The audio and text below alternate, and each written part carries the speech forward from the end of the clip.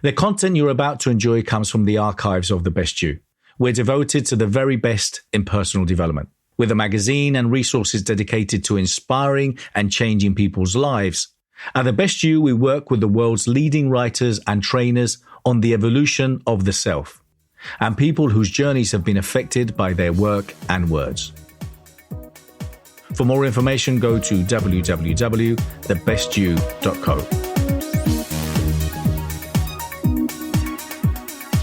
So can I have a big round of applause, please, for Carlos Saba? I'm going to have a gadget in my hands because I love gadgets, mainly to kind of prompt me, to remind me what I'm supposed to say. I feel totally unqualified, given the previous two speakers, to give you any words of wisdom. But I am 100% qualified to talk about my story, and actually our story, our journey, myself and my co-founder Lawrence, in terms of building the Happy Startup School. So what is the Happy Startup School? I think Bernardo kind of used my little snippet there to try and capture what the essence of it is. But it's really for us, our mission to do the stuff that we love. And the way we discovered that was over this journey from building one business and transitioning into another. Going from this business that was making good profits to actually finding a business that actually gave us a sense of purpose. And for us, that's kind of key to what we are trying to communicate to everyone in our community and everyone that we touch doing the work we do. Now, it's called the Happy Startup School because we were focusing a lot on startups and entrepreneurs, and that's where we started with our original business. But ironically, myself and Lawrence weren't business people. Or we weren't particularly business-minded. We didn't come out of our mother's wombs perfectly formed little Alan Sugars ready to make money as soon as we walked. We were much more chilled West London suburban boys doing the high school thing, going off to university, thinking, okay, well, Lawrence was going to do economics. I was going to be an academic. I thought I was going to be a physicist and solve the world's problems by understanding how the world worked. And we found out actually those paths came together through various serendipitous routes into finding ourselves working in the web design industry of all places. I've followed a kind of quite eclectic, unconventional route to where I am at the moment in terms of a career path. I thought I was going to be a scientist. Through a party in Soho, I ended up becoming a web developer. And then after that, I went into business with one of my best friends, which always everyone says, don't do that. Go into business with friends or family. And I'll tell you why it worked in a minute. There is a secret sauce here. And then we ended up building this online community, or this global community now, called the Happy Startup School. Now, the business myself and Lawrence started at the beginning, this is nearly 11 years ago. It was a web design agency, but we ended up working a lot more with startups and entrepreneurs. Given this rise in digital software and software products on the web, we were well placed, given also our complementary skills. I was a tech person, he was a designer. I had been working in this agency for a good 4 years, going up through the ranks, really not feeling the way business worked in terms of the politics, the hierarchy, the detachment you had from clients because of all the bureaucracy in between. Lawrence, who was a designer working in similar large agencies, didn't feel that he was making an impact with his work. And one day he said, why don't we just work together? It's like, you got the brains, I got the brawn, let's make lots of money. The money wasn't the key thing behind us working together. What we wanted to do was we wanted to go to work every day feeling like it was a joy, not, oh my God, it's Monday. We spend, apart from sleeping, most of our time working. So why can't that be fun? Why can't that be interesting? Why can't that be enjoyable? So that was one of the reasons why we went into business. We thought, okay, let's build a business that we love, that we want to be in, that we always want to turn up to work with people that we enjoy being around. And so we started this little agency from our bedrooms across London. We ended up over a couple of years moving both down to Brighton because we had young families, and so we wanted to live in a place that we thought was much more conducive to that kind of lifestyle. And so we started building what people would call a lifestyle business, which sounds like a four-letter word to me. It feels like that isn't a business, it's just a little hobby. But then I look at people running very, I would say, big, maybe successful businesses, but they have very little time for themselves, their friends, their family, some of the important things in life. And yes, I think that is a lifestyle business as well. It's just a totally different lifestyle to what I want. So myself and Lawrence, we've been running this business now for about 10 years. And we were thinking, okay, we enjoy our work. We love what we do. We have very close connection with our clients. We have got rid of any layers of bureaucracy and project management and account management type thing. We're there. We can hear what the problems are and we can address them straight away. But there was something missing. We were working with a lot of sole founders, people who were starting business for the first time, trying to build their businesses for the first time. And we were finding a lot of people who had maybe amazing ideas, but just not the money. Or they had lots of money, but really bad ideas. And so we were caught in this position where we wanted to work with these people, but we wouldn't be able to make a sustainable business out of them, even though the ideas were good. And we knew it was really bad news trying to build something like this. Even though the money was there, no one would be happy at the end. And also we were starting to think about where are we going as a business? Do we want to grow? Do we want to scale up? How many people do we want in the business? When you go into business, a lot of the time you get, and I apologize, any kind of business consultants here, just people coming to tell you, right, what's your 5-year business plan? Can you do any projections? Very boring number stuff about pushing pushing digits across a spreadsheet. While we enjoyed making stuff, doing things. And so for us, that view of business, the growth, the scale, didn't interest us as much. But if that wasn't the goal, what was the goal? Where were we going? So we started getting a bit introspective, trying to think about what it is that we were up to. And on a sunny day on the beach, we started sketching out what are our values? What do we consider important to us? What would we not change, or what would stop us from doing anything else? What are the kind of the benchmarks to help us make decisions? And talking like friends, learning, trying to be the best you can be in terms of improving yourself, feeling like you're making an impact, feeling like you can be honest, and synthesizing that by kind of analyzing and discussing it amongst ourselves, we came to the idea of actually that boils down to this optimizing for happiness. That's what we were about. Whether it's our own happiness, the happiness of the people around us who we worked with, or the happiness of our clients and our suppliers. So that was what we were in this for. And then thinking about how our business worked and who we were working with, we didn't see how that was working anymore. And we had to try and think of what is it that really drove us? What was our purpose as individuals and as a business going forward? And we saw that there was this gap between people who wanted to start businesses and actually running a successful business.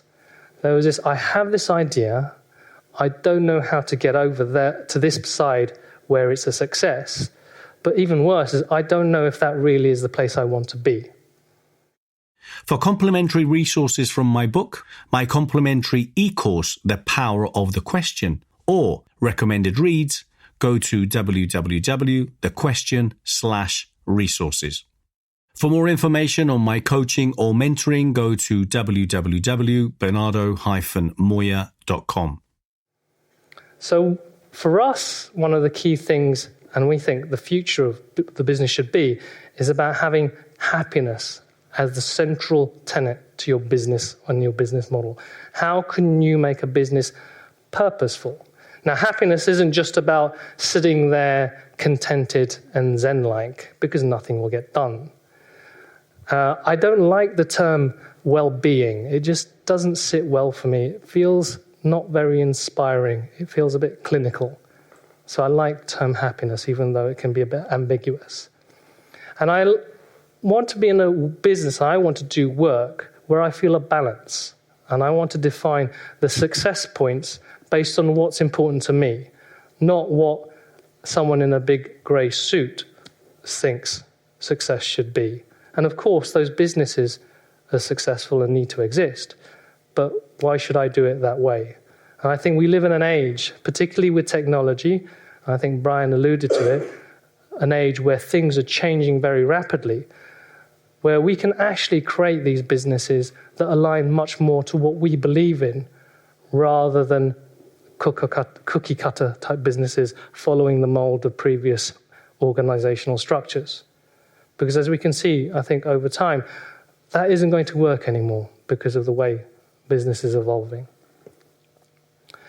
So given that we actually want to create these businesses, or we believe businesses should change and be better in terms of thinking more about people, we thought about how can we do this as a business. We work with startups, we work with entrepreneurs. We generally just do what they say and build stuff.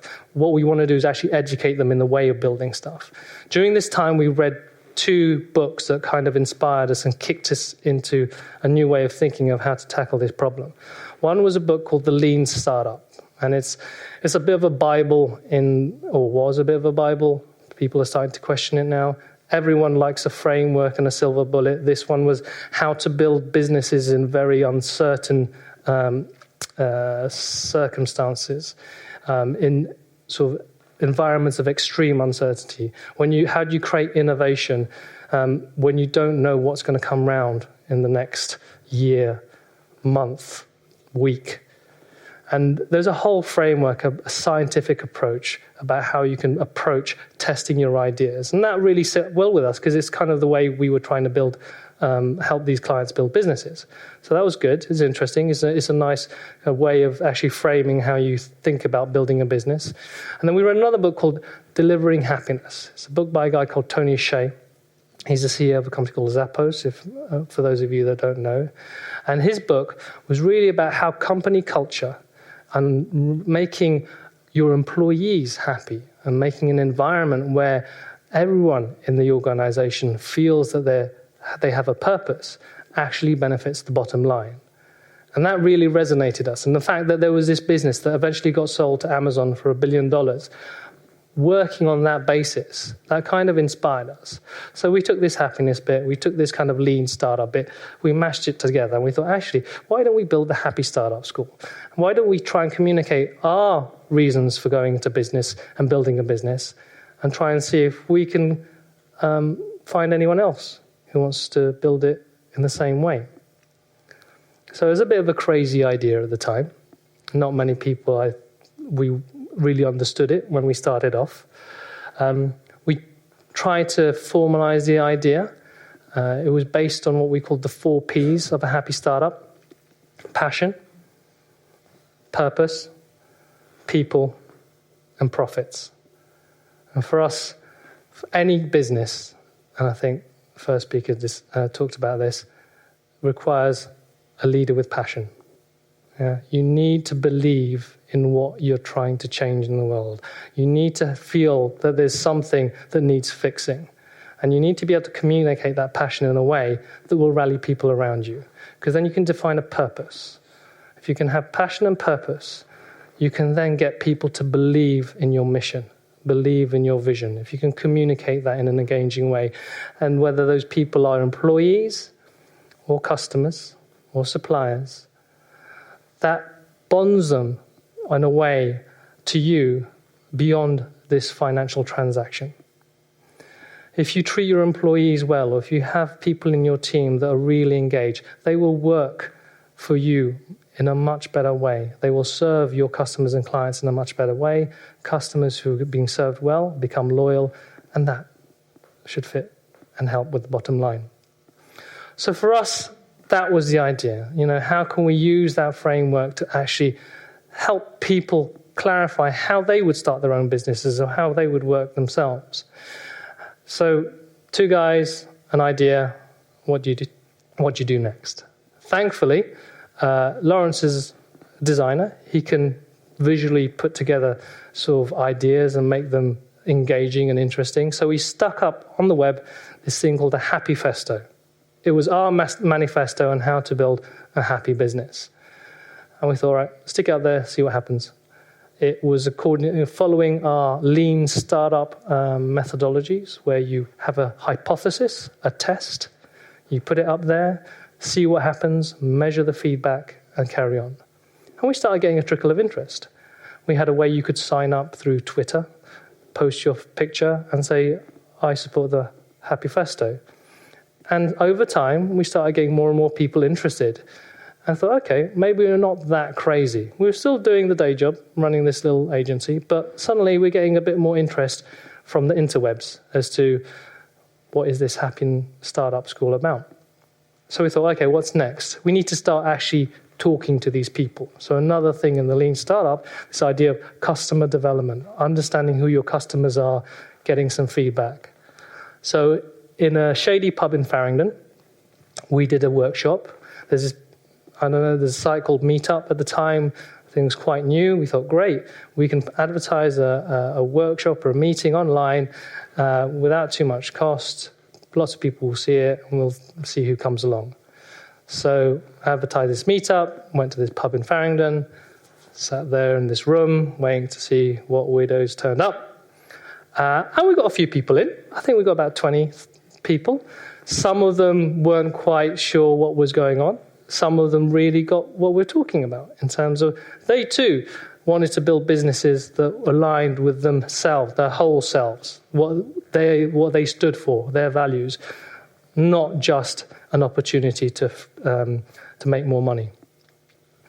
And so over a couple of years, doing various workshops, starting to blog, starting to tweet, we started to get some momentum and traction from an audience that seemed to be global.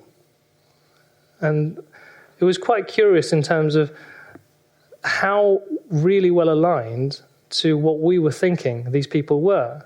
And this is one of the interesting things about the internet, and I think the beauties of the internet, is that one crazy idea, sometimes you think you're the only person who thinks it. But then if you make it available and visible and understandable to the 1 billion, 2 billion, I forget how many people are on the internet these days, people out there, some people out there actually will think exactly like you. And you start creating a tribe, group of passionate people who have the same goals, who have the same values, and who want to also support you and help you. So that was a revelation for us. So over this time, we were now getting a bit more confident in what we were doing. We were doing more workshops, particularly in London, which was a bit of a trek coming up here by train. But we were passionate about what we're trying to do. We really felt it was something we really believed in. We weren't making any money out of this. We were just about maybe covering a train fare. We'd be hosting big events in London and just about covering costs of not making a loss. But what we were getting is a lot of awareness and a lot of love, actually. A lot of people who said, I thought like this, I believed in something like this, but I just didn't see anything that resonated in the same way. And that gave us motivation and sort of energy to keep on going. For more information on collaborating, partnering, sponsoring, supporting, or speaking at any of our events, or finding out more about our legacy clubs, go to www.thebestyou.co. If you're interested in finding out more about the amazing content we have, please go to www.thebestyou.online and get your 14-day free trial now. So we were saying, how do we scale this up? We were doing workshops on like 20, 30 people. We were organizing events, maybe 30 or 40 people, maybe sometimes 50 would come along. So, all right, let's try and do an actual conference. but we hated conferences. Lawrence and I were rubbish networkers. We really hated going to these particularly business conferences where all it was some kind of intricate tango where you were trying to avoid the people who you couldn't sell to so you could find the person you could sell to. Where you were trying to avoid the accountants and the lawyers who were trying to sell them your services, and then coming back home with a whole load of business cards with names on of names of people whose faces you could completely forget. And that wasn't what we wanted to do. What we wanted to do was create events, experiences that connected people. There's a book by a guy called James Wallman called Stuffication. And the tagline of his book is, "Experiences last longer than things." We feel experiences, making connections with people, are much more important than just accumulating stuff or accumulating knowledge. Because I feel one of the theme of Lawrence's talk was going to be about how the traditional conference is dead, where it's just about feeding off the knowledge. But it should be more about the spaces in between the talks. This is kind of ironic because I'm talking to you guys like this. But what it should be about is more about the collective knowledge and wisdom within the crowd, being able to talk to each other and relate on the same level so that you can increase your knowledge together. Because I don't have all the answers. These guys before me, they got quite a lot of answers, but I'm sure they're not all of them that you're looking for. But I'm sure a lot of us in here, if we talked openly enough, could probably solve each other's problems quite quickly. And that for us is about creating a community. And that's what we're starting to see. So we launched our summer camp in this crazy little place called the Lookout in Hyde Park. There's this venue. It feels like you're in the middle of the countryside, and that's the kind of feel we wanted to get. We had bunting, we had the Hawaiian thingies, I don't know what they're called, the leis. It was all a bit business hippie. But what it did was it lowered the ego. It created a sense of actual connection. And we had people come and talk about happiness, about startup, about just getting up and doing stuff. And it was a really lovely vibe. You were actually there wanting to know about other people and talk to other people rather than trying to say, what do you do? What's your job? How can we connect and liaise together to make our businesses better? No, it was about connecting as humans.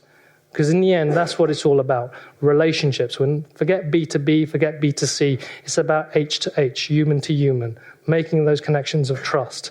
And that's what we think business is about, and that's what the summer camp was about. So that year was really good, and so we thought we'd kick it up another level the following year. The following year, we did it on a farm near East Grinstead, people sleeping in tents and teepees. We had talks in a big old barn. We had workshops on leadership, on mindfulness. We had kayaking. We had canoeing. Now, just remember, we are still running an agency on the side here. This is all a passion project. But we managed to get 120 people to pay us money to sit in a tent and sit in a barn and listen to other people talk. But what we tried to minimize was that whole me-you talking thing and actually get more people interacting on just strange things. There was bushcrafting skills. The last one we did, we had a ukulele workshop. We had people wake up at 5 o'clock in the morning to see the sunrise. This was in late September, so you can imagine how misty and unsunrisey that was. But people did want to get up, and they wanted to connect, and they wanted to do different things and talk to each other on a more human level. And for us, each of these events really validated our idea that actually people do want to do business differently, and people do want to connect differently. So we've now sort of gone through this journey of the Happy Startup School growing. We have 40-odd thousand people who are tied to us in our community. And we're now trying to run 2 businesses at the same time, which is fucking hard. So what we had to do is to make a decision. We had one business that's making profit, doing well, and we had another let's call it a movement, because it wasn't a business. It's a community that just seemed to be growing and building in momentum. So it was time to eat our own dog food. Yeah? What does our gut say? Do we believe in our own values? Do we follow our own values? One business just felt like it would just coast along. The other thing, we didn't know where it could go. It seemed like the sky was the limit. So we took the jump. It was scary. It still is scary because we only shut down the studio 2 months ago. But what we did find is through running these events, such an amazing community, supportive community, that not only are supporting us, but supporting each other to grow together. And what we've also seen is actually, it isn't just about the events and these conferences. We're spreading this kind of connection online. And also, we've been able to do events that we always wanted to go to. We did an event called Altitude, where we went to the Alps. We found an amazing chalet. It was in the middle of May, beautiful sunny weather.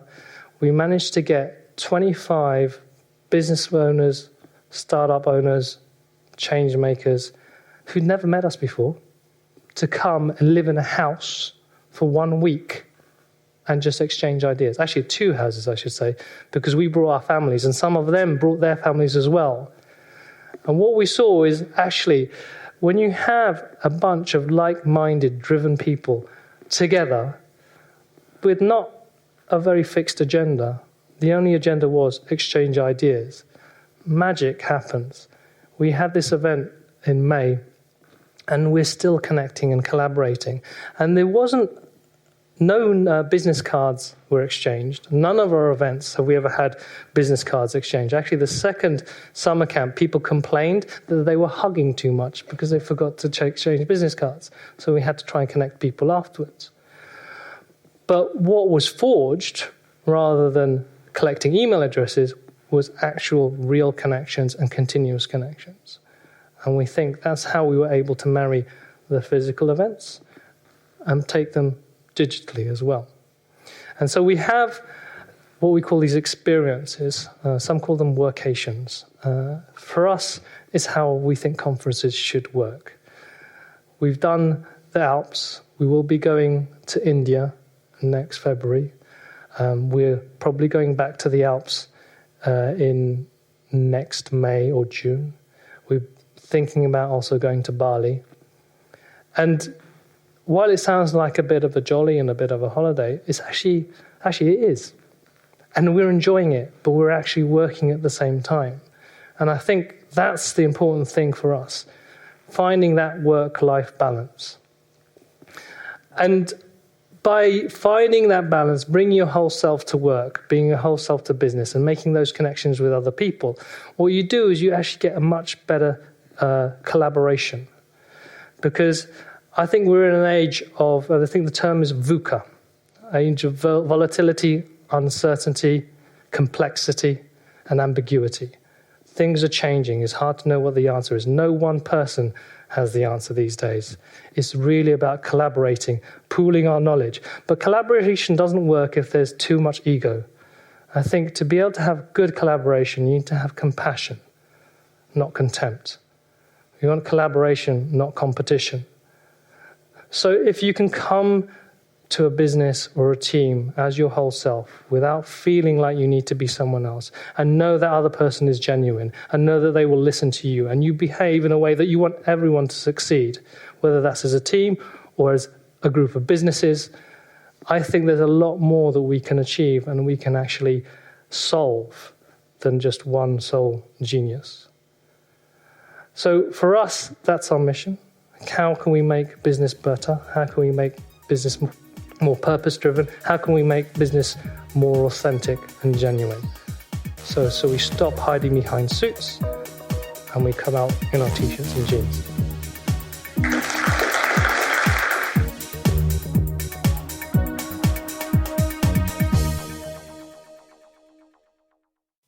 For more information, go to www.thebestyou.co.